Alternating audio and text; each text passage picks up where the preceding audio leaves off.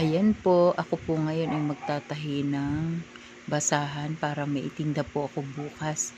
Sinisigurado ko na yung mga tinatahi ko ay matibay, maganda, at saka sa paggawa niyan, kailangan po talaga ng tiyaga.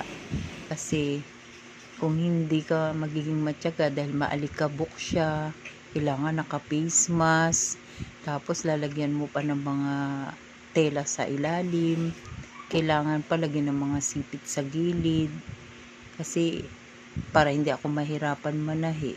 Ayan lang po. Mamaya po pag natapos ko na itong mga tinatahi ko, makakapagpahinga ako. Siguro mga maka 20 lang po ako, pwede na po akong makapagpahinga, makatulog para bukas makagising ng maaga at maitinda ko po doon sa maliit kong tindahan sa labasan. Meron naman pong mga bumibili, lalo na yung mga kapitbahay ko, kaya kailangan gandahan ko kasi kung hindi ko gagandahan yan, ako rin po yung mapipintasan.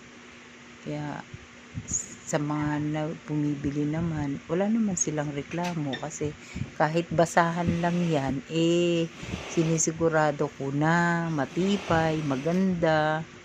'Di ba po? Kaya magandang gabi po sa inyong lahat.